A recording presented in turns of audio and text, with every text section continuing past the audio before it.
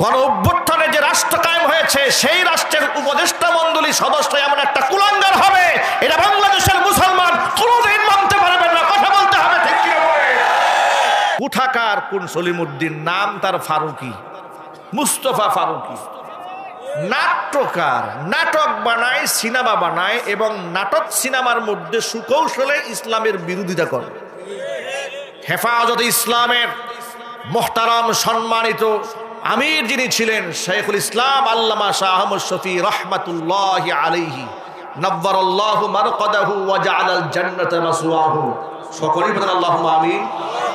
এত বড় কিংবদন্তি আল্লাহর ওলিকে তেতুল হুজুর বলে আখ্যায়িত করেছিল এই মুস্তাফা ফারুকী। হেফাজতে ইসলামের 5 মে শাপলা চত্বরে যখন স্বৈরাচারী গণহত্যা চালিয়েছিল, লক্ষ লক্ষ বুলেট ছেড়ে তাহাজ্জুদ গুজারি মাদ্রাসার ছাত্রদেরকে শহীদ করে দিয়ে শহীদদের দেহগুলাকে ডাস্টবিনে নিক্ষেপ করেছিল, নদীর মধ্যে ফেলে দিয়েছিল। ম্যানহোলের ঢাকনা ওপেন করে ভিতরে লাশগুলাকে ফেলে দিয়ে যারা গুম করে ফেলেছিল, ওই চিত্রকে স্মরণ করে সেদিন রাত 3টা বাজে এই মুস্তাফা ফারুকী ফেসবুক স্ট্যাটাসে লিখেছিল, শাপলা চত্বর জঞ্জাল মুক্ত হলো।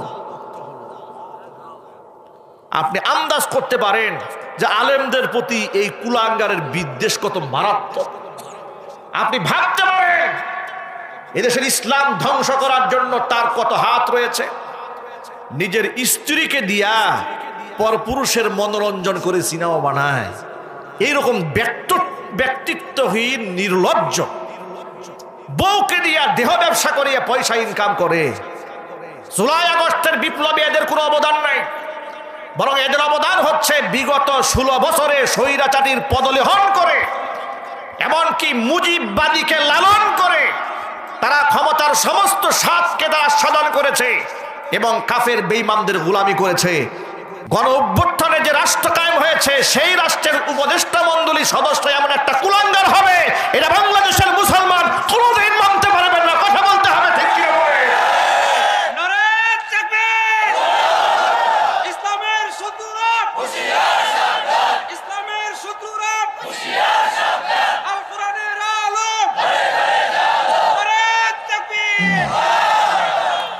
আমাদের কথা বার্তা বড় স্পষ্ট। এদেশের মানুষ যদি আওয়ামী জাহিলিয়াতকে মোকাবেলা করতে পারে জীবন দিয়ে, রক্ত দিয়ে, অন্তর্বর্তীকালীন সরকারের প্রতি আমাদের স্পষ্ট বার্তা হলো, এই কুলাঙ্গার যে ব্যক্তি আলেমদেরকে তেতুল হুজুর বলে গালি দিয়েছে, আলেমদের বিদ্বেষ অন্তরে পোষণ করে, ইসলামী কালচারের বিরুদ্ধাচরণ করে, সিনেমা নাটকে সুকৌশলে দাড়ি এবং টুপিকে যেই ব্যক্তি অপমান করে, আমি আপনাদের কাছে জানতে চাই এমন ব্যক্তি এই রাষ্ট্রের কি উপদেষ্টা হতে পারে? আরো জোরে বলেন, পারে? তাকে ঘাড় ধাক্কা দিয়া একে উপদেষ্টা পরিষদ থেকে বাদ দিতে হবে। এই প্রস্তাবে রাজি আছেন কারা কারা? তো হাত দেখতে চাই। যদি বাদ নেওয়া না হয়, যদি বাদ না দেওয়া হয়, ছাত্রদের নেতৃত্বে, ওলামাদের নেতৃত্বে, যদি হেফাজতে ইসলামের নেতৃত্বে কোনো আহ্বান আসে, তাহলে জুলাই আগস্ট বিপ্লবে যেভাবে আমরা একাকার হয়ে ঝাঁপিয়ে পড়েছিলাম, এই সমস্ত কুলাঙ্গারদেরকে রাষ্ট্রের পথ থেকে সরাইয়ে দেওয়ার জন্য আমরা আবার একাকার হয়ে যেতে চাই। রাজি আছেন কারা কারা? দুহাত দেখতে চাই। আল্লাহ, তুমি আলেমদেরকে এবং এদেশের সাধারণ মানুষদেরকে ইসলামের স্বার্থে, দ্বীনের স্বার্থে, রাষ্ট্রের স্বার্থে এক বানায়া দাও। জোরে কোন আল্লাহুম্মা আমিন। হাত নামান। সাংস্কৃতিক উপদেষ্টা, সাংস্কৃতিক মন্ত্রী যদি বানাতে মনে চায়, কবি মুহিব খানকে বানান। ঠিক কিনা বলেন? এদেশে কি জ্ঞানী গুণী মানুষের অভাব পড়েছে নাকি? আমার প্রশ্ন হচ্ছে, মুজিব একটি জাতির রূপকার। এই সিনেমাতে অভিনয় করার কারণে নায়ক তার প্লট হারাইছে উত্তরাতে। আবার ওই একই সিনেমায় অভিনয় করেছে এই মুস্তফা ফারুকী স্ত্রী অভিনয় করেছে। তাহলে ওই সিনেমায় অভিনয় করে একজনে প্লট হারাবেন, আরেকজনে মন্ত্রিত্ব পাবেন, ঘটনাটা কি? কথা বলেন। এরা তো মুজিববাদের গোলাম ছিল, চিল্লায় বলতে হবে, ঠিক কিনা? জুলাই আগস্টের চেতনার সাথে মুজিববাদীর গোলামি কোনোদিন এক হতে পারে না। সুতরাং তার সুকৌশলে কিন্তু ওরা দেশটার মধ্যে একটা দাঙ্গা লাগিয়ে ছাড়বে। আমরা আরো কষ্ট পেয়েছি এই মুস্তফা ফারুকীকে যখন উপদেষ্টা পরিষদের সদস্য বানানো হয়েছে, তখন চট্টগ্রামে কিছু তুলাবাড়া আন্দোলন করেছে, সেখান থেকে নাকি 5 জন ছাত্রকে পুলিশ গ্রেফতার করেছে। আহারে চান্দু, এদেশে যারা হত্যা করেছে, অসংখ্য মানুষকে খুন করেছে, গুম করেছে, তাদেরকে এখনো পর্যন্ত তোমরা অ্যারেস্ট করতে পারো নাই। কথা বলে না কেন? যারা মানুষ খুন করেছে এরা অবলীলায় ঘুরে বেড়াচ্ছে, এরা মিছিল করে, মিটিং করতে চায়, এদেরকে গ্রেফতার করতে পারো নাই। আর মুস্তফা ফারুকের মতো একটা নিকৃষ্ট লোকের বিরুদ্ধে রাস্তায় দাঁড়িয়েছে, তোমরা তাদেরকে অ্যারেস্ট করেছো, গ্রেফতার করেছো। মনে রেখো, হাসিনার মতো এমন স্বৈরাচারীকে যদি এদেশের মানুষ পিটা দিয়া দেশান্তরিত করতে পারে, তোমরা এই জাতির বিরুদ্ধে দাঁড়াতে যেও না, তাদের সেন্টিমেন্ট নিয়ে খেলতে যেও না, তাহলে পিটা তোমাদেরকেও খেতে হবে। আলেমদের কত অবদান এই রাষ্ট্রে দেখেন। আগে কোন সুবহানাল্লাহ, আগে বলেন আলহামদুলিল্লাহ। এই দেশে আলেম ওলামাদের কত অবদান। সরকারের কোন প্রকারের বেনিফিশিয়ারি তারা নন। এক একটা মাদ্রাসার ছাত্র ইন্টারন্যাশনাল হিফজুল কোরআন প্রতিযোগিতায় অংশগ্রহণ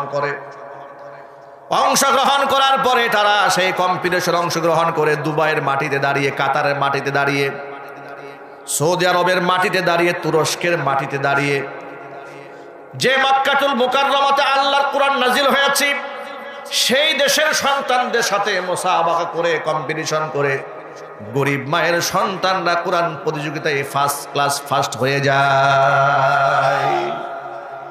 রাষ্ট্রের পক্ষ থেকে ছাদ খোলা বাসে তাদেরকে সংবর্ধনা দেওয়া হয় না, কিন্তু মহিলারা হাফ প্যান্ট পরে ট্রফি একটা নিয়ে আসছে। আহারে কত খুশি, ঠিক কিনা ভাই? খুশির কোনো শেষ নাই। এদেশের মিডিয়াগুলা, বেশিরভাগ মিডিয়া এগুলা হচ্ছে ইহুদি খ্রিস্টানদের দালাল। কথা কি সত্য না অসত্য? ওরা আলেমদের অবদানকে তুলে ধরতে চায় না, এখনো চাচ্ছে না। এই জন্য মনে রাখবেন, স্বৈরাচারী বিদায় হয়েছে, কিন্তু নাতিপুতি কিন্তু আছে, ঠিক কিনা বলেন? এমন যেন না হয় ওই খরগোশ আর কচ্ছপের গল্প ছোটবেলায় পড়েছি, বিজয় তো হয়েই গেছে, আমি তো যাবই সামনে, টেনশন নাই, একটু ঘুমায় নেই। ভাই, ঘুমানোর সুযোগ নাই। ঘুমানোর কি সুযোগ আছে? ঘুমানোর সুযোগ নাই। ওই যে চট করে আসার চিন্তা করতেছে।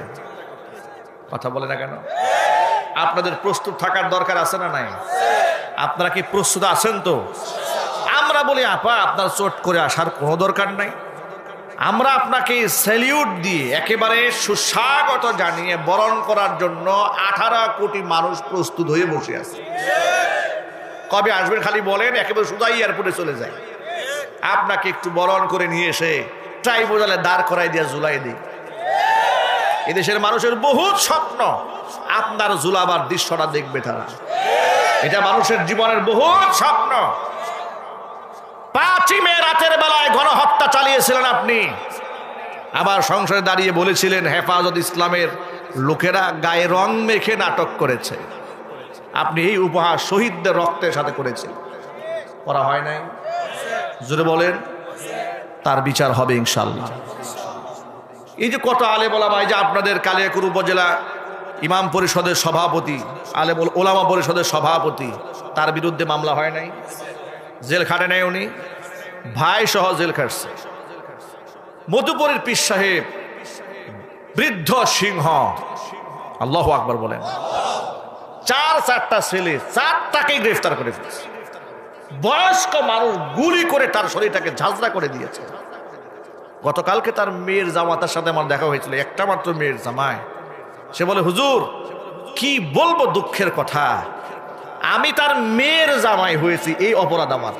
আমাকে ধরার জন্য ঘুরে, আমার বউ প্রেগনেন্ট ছিল, মধুপুরী পীর সাহেব হুজুরের মেয়ে, সন্তান সম্ভবা একজন নারী, একটা মা, সেই মাকে টেনে হিসড়ে পুলিশের গাড়িতে উঠাইছে। আপনার কল্পনা করতে পারেন আলেমদেরকে তারা কত কষ্ট দিয়েছে। আমার মতো মানুষ গাজীপুরে আমার বাসায় আমাকে থাকতে দেয় নাই। যে বাসায় ভাড়া থাকতাম, পুলিশ পাঠিয়ে বলেছে মাদারি সাহেব এই বাসায় আসলে বাড়িওয়ালাকে বলেছে আপনি সহ মামলা খাবেন। আমার ঘরটাকে তছনছ করে দিয়েছে।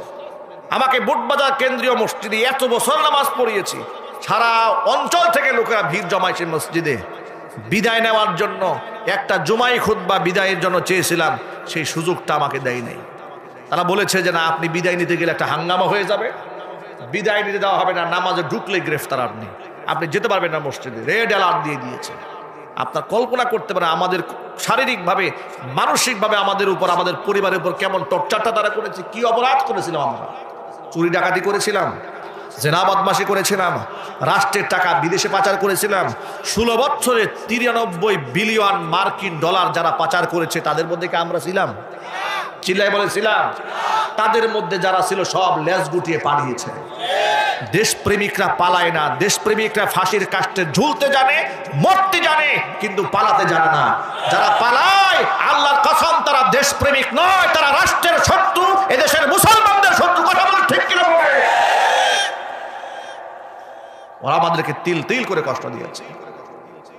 এখন আগামীর জন্য আপনাদের প্রতি আমার আহ্বান, যে দেশ এবং রাষ্ট্রে আলেমদের এত অবদান আছে, সেই দেশে আগামীতে আলেমদের নেতৃত্বে এই দেশ গড়া হবে ইনশাল্লাহ। ইনশাল্লাহ বলেন।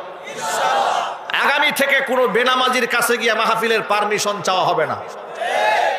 কোনো বেনামাজিকে মসজিদের নেতৃত্বে আর আনতে দেওয়া হবে না। আগামীর সংসদ হবে কোরআনের সংসদ। আলেমদের নেতৃত্বে দেশ এবং রাষ্ট্র এগিয়ে যাবে। এই জন্য যে আসাম থেকে আলেমরা আসবে, ভালোবাসা দিয়ে রাষ্ট্রকে গঠন করার জন্য আলেমদেরকে মাথায় তুলে নিতে হবে। প্রস্তুত আছেন কিনা? দুহাত দেখতে চাই।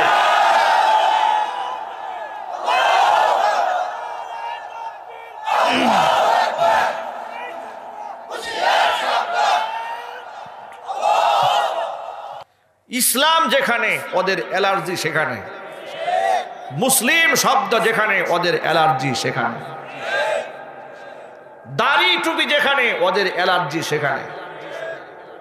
মুক্তিযুদ্ধকে কেন্দ্র করে বাংলাদেশে যত নাটক হয়েছে, সিনেমা হয়েছে, যত মঞ্চ সাজিয়েছে 16 ডিসেম্বর উপলক্ষে, সমস্ত নাটকে সিনেমাতে দাড়িকে ছোট করে উপস্থাপন করা হয়েছে। টুপিকে, আমার তো মনে হয় শিশুকালে তো আমরা অনেকেই সিনেমা টিনেমা দেখেছি, অনেক স্কুলে পড়েছি। বাংলা সিনেমার মধ্যে ওই যে ওরা 11 জন ছবি টুবি হতো, মুক্তিযুদ্ধের ছবিগুলা দেখেছি, মনে আছে আমার এখনো। মানে প্রত্যেকটা ছবির মধ্যে, সিনেমার মধ্যে, নাটকে রাজাকার মানে রাষ্ট্রদ্রোহী, যারা স্বাধীনতা চায় নাই, স্বাধীনতার শত্রু, এ কথা বোঝাবার জন্য হাতিয়ার হচ্ছে মুখে দাড়ি, মাথায় তার টুপি, গায়ে তার জামা। আমার বুক ফেটে কান্না আসতো এই রাষ্ট্রের এই কার্যক্রম দেখে। আমি বহুবার প্রতিবাদ করেছি। যারা এগুলা করেছে ওদের মঞ্চেও প্রতিবাদ জানিয়েছি। বিনিময়ে যে ট্যাগগুলো খেয়েছি, এই সমস্ত অন্যায়ের প্রতিবাদ করার কারণে আমার উপর যে ট্যাগগুলো এসছে, যে আমি হলাম উগ্রবাদ, আমি হলাম মৌলবাদী, এরপর আমি হলাম জামাত, আমি হলাম শিবির, ব্যাস ট্যাগ দিয়ে আমাকে দমানোর কত চেষ্টা করেছে। একাধিক মামলাও দিয়েছে। 2018 সালে স্টেজের মঞ্চ থেকে নামিয়ে গ্রেফতার করে কারাগারে ঢুকিয়েও দিয়েছে। কি মামলা দিয়েছে? মামলা দিয়েছে আমার পকেটে 16টা ককটেল পাওয়া গেছে, দিয়েছে মামলা। কি অপরাধ ছিল আমাদের? কি অন্যায়টা করেছিলাম আমরা? আমি আপনাদের কাছে বিনয়ের সাথে জানতে চাই, ওরা যে সারা জীবন সিনেমার মধ্যে দেখালো দাড়ি টুপিওয়ালারা ধর্ষক হয়, দেখায় নাই? একটু কথা বলেন না আপনারা, দেখায় নাই? এখন আপনারা বলেন, দেশ স্বাধীন হওয়ার আগে দাড়ি টুপিওয়ালারা যেমন ছিল, স্বাধীনতার সময় ছিল, আজও বাংলাদেশে দাড়ি এবং টুপিওয়ালারা আছে না নাই? প্রশ্ন হলো, বিশ্ববিদ্যালয়ের ধর্ষণের সেঞ্চুরি দাড়িওয়ালারা করে না দাড়ি ছাড়ারা করে? তো তোমরা নাটকে দাড়িওয়ালাদেরকে ধর্ষক দেখাও কেন? আপনারা বলেন, মাদ্রাসার ছাত্ররা তলোয়ার নিয়ে, বন্দুক নিয়ে, রাইফেল নিয়ে, হকি স্টিক নিয়ে, চাইনিজ কোরাল নিয়ে ধাওয়া পাল্টা ধাওয়া করে মানুষ খুন করেছে, কিংবা মাদ্রাসা অনির্দিষ্টকালের জন্য বন্ধ হয়েছে, এমন একটি ঘটনা এই দেশের ইতিহাসে আছে? জোরে আওয়াজে বলেন। এরপরেও তারা বানিয়েছে যে কওমি মাদ্রাসা হচ্ছে জঙ্গি তৈরির কারখানা। কিন্তু বিশ্ববিদ্যালয়ে যারা অস্ত্রের ঝনঝনানি দেখায়, বিশ্বজিতের মতো হিন্দুকেও শিবির বলে প্রকাশ্যে কুপায়ে যারা হত্যা করে, দেশ স্বাধীন হওয়ার পরে বিশ্ববিদ্যালয়ে এই সোনার ছেলেদের হলগুলাকে যখন সার্চ করা হয়েছে, টর্চার সেল পাওয়া গেছে। টর্চার সেলের মধ্যে কি পাওয়া গেল? হকি স্টিক পাওয়া গেল, পিস্তল পাওয়া গেল, রামদা পাওয়া গেল, কুড়াল পাওয়া গেল, চাইনিজ কুড়াল পাওয়া গেল। এগুলা দিয়ে তারা মানুষদেরকে কষ্ট দিত। তারা ছিল সোনার ছেলে, আর আলেমরা ছিল জঙ্গি। কথা বলে, যারা এতগুলো মানুষ হত্যা করেছে ওদের কয়জনের নামে জঙ্গি মামলা হয়েছে আপনারা বলেন?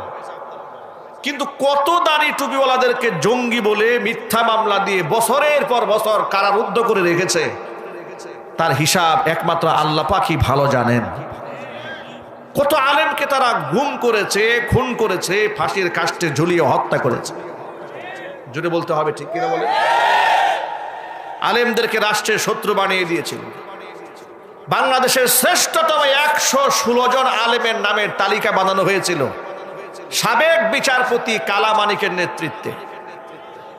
তুরিন আফরোজ এবং কালামানিক এরা আলেমদের ব্ল্যাক লিস্ট করে দুদকে জমা দিয়েছিল যে এদেরকে তদন্ত করে দেখা হোক এরা কেমন দুর্নীতিগ্রস্ত। আর এরা হচ্ছে ফেরেশতা, এমনই ফেরেশতা বেচারা পালাতে গিয়া, ভিক্ষুকের মতো পালাতে গিয়া বলে 70 লাখ টাকা ছিল, টাকাও নিছে, পিটাও দিছে। যদি বলতে হবে, ঠিক কিনা বলেন? সারা জীবন আলেমদেরকে জঙ্গিবাদ বলল এ জাতি। ওদের এই জঙ্গিবাদের এই ট্যাবলেট ওরা তো ফ্রি বিক্রি করেছে মিডিয়ার মাধ্যমে, কিন্তু কেউ গিলে নাই, কেউ খায় নাই। জাতি ভালো করেই জানতো আসল সন্ত্রাসী কারা, আসল জঙ্গি কারা। যার দরুন দেশ স্বাধীন হতে দেরি হয়েছে, স্বীকৃত জঙ্গি হিসেবে ওদের নিষিদ্ধ করতে সরকার দেরি করে নাই। ওদের দাম্ভিকতা এবং অহংকার কোন পর্যায়ে পৌঁছে গিয়েছিল, ওরা আলেমকে কোনোদিন সম্মান দেয় নাই। বাংলাদেশের কোন হক্কানে আলেমদেরকে তারা 4 পয়সার মূল্যায়ন দেয়নি। পোস্টারে ওদের নামের উপরে যদি আলেমের নাম থাকতো, ওরা পোস্টার পরিবর্তন করে নতুন করে পোস্টার ছাপাতো। এই কালিয়াকৈর উপজেলাতে আমার এক মাহফিলে, সেখানে আমার নাম সবার উপরে মোটা করে লিখেছে প্রধান বক্তা হিসেবে। আচ্ছা, একটি মাহফিলের প্রধান বক্তা, সেখানকার চিফ গেস্ট থাকেন, তারই আকর্ষণে লোকেরা বয়ান শুনতে আসেন, না কোনো এমপি মন্ত্রীর চেহারা দেখতে আসেন। যদি বলেন, সে যে দলেরই হোক, কোনো এমপি মন্ত্রীর চেহারা দেখতে লোকেরা মাহফিলে আসে না। কিন্তু ওরা জোর করে মাহফিলে আসবে। ওদের নাম পোস্টারে না দিলে মাহফিলের পারমিশন দেওয়া হবে না। ওরা আবার ভালো করে জানে কোন সময় লোক বেশি থাকে, ওই সময় বক্তব্য দিতে হবে। প্রধান বক্তাকে পাশে বসিয়ে বক্তব্য দিতে তারা খুব মজা পেতেন। কথা বলতে হবে, ঠিক কিনা বলে? আমার মাহফিল কর্তৃপক্ষ আমাকে ফোন করে বললেন, হুজুর ঝামেলা একটা হয়েছে। কি হয়েছে? আপনার নাম তো সবার উপরে দিয়েছি, মন্ত্রী বাহাদুরের নাম দিয়েছি আপনার নিচে। ওর চেলা চামুন্ডারা আসছে, এসে বলছে পোস্টার চেঞ্জ করতে হবে, না হয় মাহফিল বন্ধ। কেন? মন্ত্রীর নাম কেন হুজুরের নামের নিচে? হুজুরের নাম নিচে নামাও, মন্ত্রীর নাম উপরে উঠাও। আহারে কি চরিত্র এদের, দেখেছেন আপনারা? কি আখলাকওয়ালা, কি চরিত্রওয়ালা। আর সেই মন্ত্রীর ব্যাপারে কয়েকদিন আগে সিনেমার এক নায়িকা ইউটিউবার সাংবাদিকদেরকে বলছে, উনি লন্ডন থেকে আমাকে ভিডিও কল দিয়েছে, ভিডিও কল দিয়ে সরাসরি প্রেমের প্রস্তাব দিয়েছে। যাদের চরিত্রের কোনো বালাই নাই, আলেমদের নামের উপর নাম থাকার জন্য লালায়িত কত। আল্লাহ রাব্বুল আমিন আলেমদের শান মান বাড়িয়েছেন, লাঞ্ছনা গঞ্জনা ওদের কাজের উপরে এমন ভাবে চাপিয়ে দিয়েছেন। আল্লাহ রাব্বুল আমিন এমন অপমানিত ওদেরকে করেছেন, জাতির সামনে মুখ দেখাবার মতো কোনো সাহস ওদের নাই। আলেমদেরকে তারা রাষ্ট্রের শত্রু বানিয়ে দিয়েছিল। প্রিয় ভাইয়েরা আমার, আল্লাহর কোরআন থেকে শোনায় আপনাদের কি, আল্লাহ পাক বলছেন, ইয়ারফাইল্লাহুল্লাযীনা আমানু মিনকুম ওয়াল্লাযীনা উতুল ইলমা দারাজাত। নিশ্চয় যারা ইমানদার তাদের সম্মান আমি আল্লাহ বৃদ্ধি করে দেব। আল্লাযীনা উতুল ইলমা দারাজাত, যাদেরকে ইলম দান করা হয়েছে আলেমদের সম্মান আমি আল্লাহ তাআলা উপরে উঠিয়ে দেব। আল্লাহ কি মিথ্যা ওয়াদা করেন নাকি? আলেমদের কত সম্মান দেখেন। আমি নিজে দেখেছি, আমি যখন জেলখানায় থেকেছি লোকেরা আমাদের জন্য রোজা মান্নত করেছে। আদালতে যখন হাজির করা হতো অসংখ্য লোকদের চোখের পানি টলটল করতে আমরা দেখেছি। কারা ফটকে চেনা নাই জানা নাই, দেশের বিভিন্ন প্রান্ত থেকে লোকেরা আমাদের সাথে দেখা করতে এসে চোখের পানি দিয়ে বুক ভাসায় ফেলতো আর কান্না করত। এত মোহাব্বত আলেমদেরকে মানুষ করেছে একমাত্র কোরআনের জন্য। আর সেই সমস্ত আলেমদেরকে তারা মৌলী বা মৌলবাদ, জঙ্গিবাদ, রাজাকার, আল বদর, আল শামস, উস্কানি জাটা এমন কথা বলে বলে মানুষের সামনে তারা হেয় প্রতিপন্ন করার চেষ্টা করেছে। আল্লাহর কোরআনের বিধিবিধান নিয়ে তারা ষড়যন্ত্র করেছে। এমনকি বিশ্ববিদ্যালয়গুলোর মধ্যে একেবারে অশ্লীলতা, বেহায়াপনা, অবলীলায় হয়েছে, কোনো দিন তারা বাধা দেয় নাই। কিন্তু রমজান মাসে কোরআন তেলাওয়াত করার অপরাধে মুসলিম দেশে তাদেরকে বাধা দেওয়া হয়েছে। গত রমজান মাসে হিন্দুদের হোলি উৎসব হয়েছে ঢাকা বিশ্ববিদ্যালয়ে, কোনো অসুবিধা হয় নাই। কিন্তু রমজান মাসের ইফতার পার্টি মুসলমান ছাত্র ছাত্রীদেরকে বিশ্ববিদ্যালয় হলের মধ্যে করতে দেওয়া হয় নাই। আপনারা শুনে অবাক হয়ে যাবেন, নবাব সলিমুল্লাহ মুসলিম হলে, এত বড় হল, সেখানে জামি মসজিদ আছে, মসজিদের মাইকে বিগত 16 বছর তারা আজানটা পর্যন্ত দিতে দেয় নাই। এইভাবে ইসলামকে তারা দমাতে চেয়েছে, ইসলামকে তারা শেষ করতে চেয়েছে। এই দেশে হিন্দুরা মাত্র 5% হিন্দুদেরকে 25% সুযোগ সুবিধা দিয়ে মুসলমানদের উপরে রাজত্ব করে দিয়েছে। কথা বলতে হবে, ঠিক কিনা? এইভাবে মুসলমানদেরকে ওরা কষ্ট দিয়েছে, আলেমদেরকে কষ্ট দিয়েছে। মাদ্রাসাগুলোকে জঙ্গি তৈরির কারখানা বলে মানুষের সামনে উপহাসের পাত্র বাড়িয়ে ছেড়ে দিয়েছিল। আলেমদের কোমরের মধ্যে রশি লাগিয়েছে, হাতের মধ্যে হ্যান্ডকাপ পরিয়েছে, পায়ের মধ্যে ডান্ডা বেরি পরিয়ে আদালতে হাজির করেছে, করে নাই? কথা বলেন না কেন আপনারা? আজকে আপনাদেরকে একটা লেটেস্ট নিউজ শোনায়। আজকে শুনলাম সাবেক আপনার পরিবহন মন্ত্রী শাহজাহান খান, তিনি বলেছেন যে আমরা তো সম্মানিত মানুষ, আমাদের হাতে হ্যান্ডকাপটা যেন না পরানো হয়। এরা নাকি সম্মানিত। কি নিত? সম্মানিত না, এরা হচ্ছে ঘৃণিত। কথা বলেন। আপনারা যে কত সম্মানিত তা তো এই জাতি জানে ভালো করেই।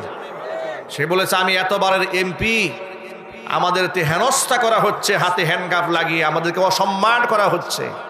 আশ্চর্য কথা, আপনি এমপি, আপনার হাতে হ্যান্ড গ্লাভস লাগালে, হাত করা পরালে অসম্মান হয়। আপনি যখন দেশের শীর্ষ আলেমদের পায়ে ডান্ডা বেরি পরিয়েছেন তখন শরম হয় নাই? তখন আলেমদেরকে বেইজ্জত করা হয় নাই? আমি তো মনে করি এই শাহজাহান খান থেকে শুরু করে হাসানুল হক ইনু, রাশেদ খান মেনন থেকে শুরু করে যতগুলো কুলাঙ্গা ধরা পড়েছে, আলেমদেরকে পায়ে ডান্ডা বেরি যদি 1 জোড়া পরানো হয়েছে, এদেরকে 4 জোড়া ডান্ডা বেরিয়ে পরিয়ে কুকুরের মতো হাজির করা উচিত। এরা নাকি সম্মানিত ব্যক্তি। সম্মানিত ব্যক্তি হলে আপনারা তো সম্মানিত ব্যক্তিদেরকে সম্মান দিতে জানতেন। ওরা কি আলেমদেরকে জীবনে সম্মান দিয়েছে? চিল্লায় বলেন, দিয়েছে? হ্যাঁ, কিছু আলেমদেরকে দিয়েছে, কিছু আলেমদেরকে দিয়েছে। কোন আলেম জানেন? যে আলেম বলেছে আপা আপনি তো জান্নাতি নারী। কথা বলেন, ঠিক কিনা বলেন? যে বলেছে আপনি তো কওমি জননী, তাদেরকে কিছু সম্মান তারা দিয়েছে। সম্মান দেয় নাই, ইউজ করেছে। আপা যখন পালিয়েছে, এই সমস্ত মৌলবীরাও পালাইছে। কথা বলতে হবে, ঠিক কিনা বলেন? মানুষ এত নিচে নামতে পারে, মানুষ এত পদলেহন করতে পারে। আপনি কি করে তাকে জান্নাতের সার্টিফিকেট দিলেন? এই সাহস আপনাকে দিয়েছে কে? কি করে দিয়েছে? শত শত আলেম কারাগারে বন্দী, আর আপনি তারে জেলখানা থেকে এখনো পর্যন্ত অসংখ্য আলেমরা কারাগারের ভিতরে আছে। স্বৈরাচারী আটকায় রেখেছে, আর আপনি বাহির থেকে বেহেশতের সার্টিফিকেট দিয়ে দিচ্ছেন।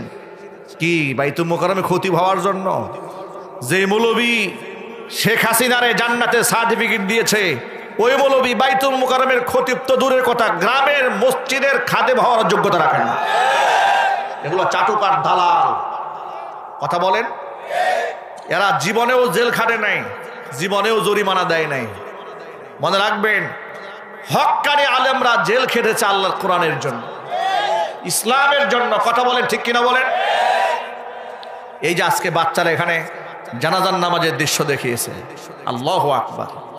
ছোট্ট ছোট মাসুম বাচ্চারা, বেগুনাহ, বেহেশতের ফুল মনে হচ্ছিল আমার কাছে, মনে হচ্ছে এক একটা জান্নাতের পাখি। বেগুনাহ মাসুম বাচ্চাগুলাকে শিশুবেলা থেকে হাতে খড়ি করে কিভাবে জানাজার নামাজের দোয়াগুলো বিশুদ্ধভাবে পাঠ করতে হয় আপনাদের সামনে জনসম্মুখে তারা দেখিয়ে দিয়েছে। এগুলা হচ্ছে মাদ্রাসাগুলোর অবদান। ঠিক কিনা বলেন? এগুলা মাদ্রাসাগুলোর অবদান। এখান থেকে এই অবদান তারা শিখে কি করেছে বাস্তব জীবনে শোনায় আপনাদেরকে। দেশে যখন করোনায় মহামারী দেখা দিল, করোনাকালীন সময়ে যখন বাবার লাশ পড়ে আছে, ছেলের লাশকে স্পর্শ করে না, স্বামীর লাশ ঘরে পড়ে আছে, স্ত্রী ধরে না। নোয়াখালী লক্ষ্মীপুরের দিকে নিচতলা স্বামীর লাশ পড়ে আছে, স্ত্রী দোতলায় বসবাস করে, ভয়ে স্বামীর কাছে যায় না। নারায়ণগঞ্জে 3 দিন পর্যন্ত উঠানে লাশ পড়ে আছে, লাশ কেউ ধরে না, লাশ কেউ স্পর্শ করে না। 71 টেলিভিশনে আলোচনা করা হলো, যেহেতু করোনা রোগে আক্রান্ত হয়ে মানুষ মারা গেলে তাকে স্পর্শ করলে যে ধরবে তারও জার্ম এবং জীবাণুতে তাকে খেয়ে ফেলবে, সুতরাং লাশগুলাকে আগুন দিয়ে পুড়ায় দেওয়া হোক। নাউজুবিল্লাহ পড়েন। মুসলমানের লাশ কি আগুনে পুড়া যেতে পারে বলেন? আলেম ওলামারা বললেন মোটেও হতে পারে না। এটা প্রতিবাদ জানালেন।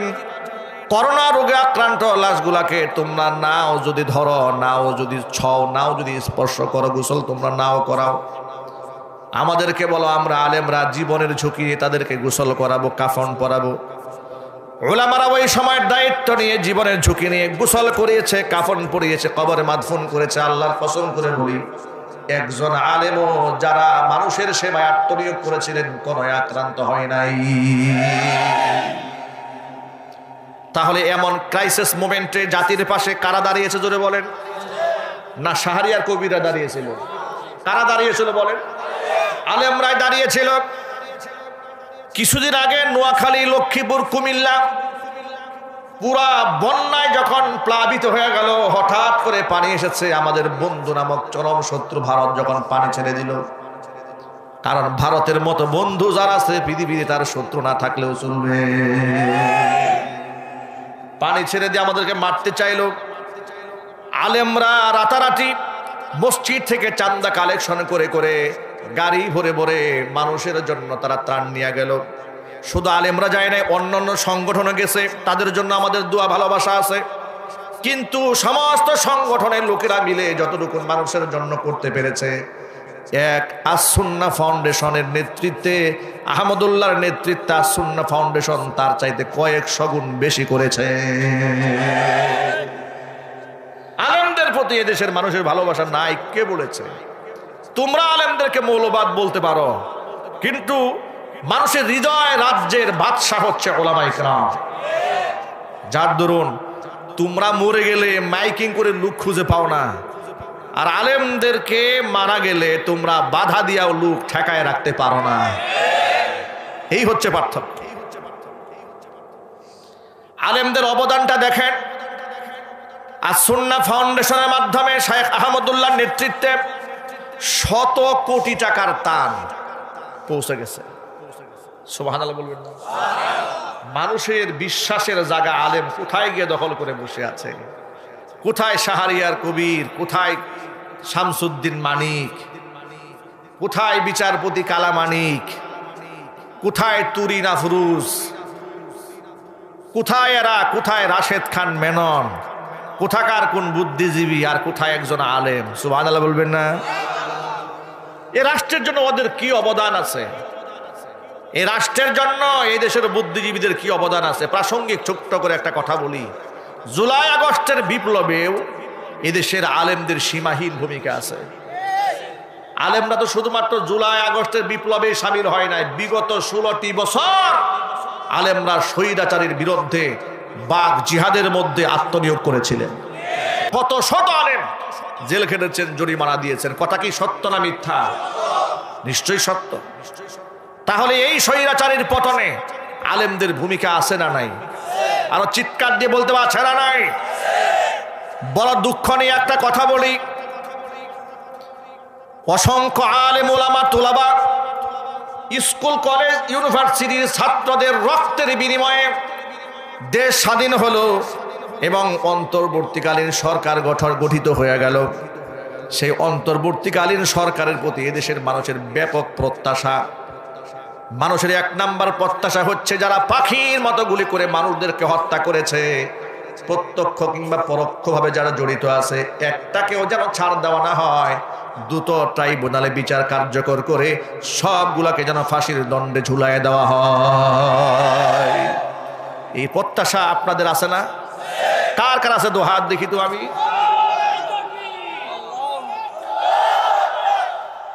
আমার যুবকেরা, দেশের মানুষের এমন প্রত্যাশা আছে, দেশের মানুষের প্রত্যাশা আছে আগস্ট বিপ্লবে যারা শহীদ হয়েছে তাদের যেন তালিকা তৈরি করা হয়। ঠিক কিনা বলেন? তাদেরকে যেন প্রণোদনা দেওয়া হয়, অনুদান দেওয়া হয়। কারণ তারা হচ্ছে এই স্বাধীনতার জন্য তারা জীবন দিয়েছে, তারা হচ্ছে আসল মুক্তিযোদ্ধা। ৭১ যারা স্বাধীনতা বিরোধী ছিল তারা যদি রাজাকার হয়, তাহলে 2024 সালের স্বাধীনতা বিরোধী যারা ছিল তারা কিন্তু আরো ডাবল রাজাকার। এগুলা ডিজিটাল রাজাকার। ডিজিটাল রাজাকারের বাংলার জমিনে রাজনীতি করার কোনো অধিকার নাই।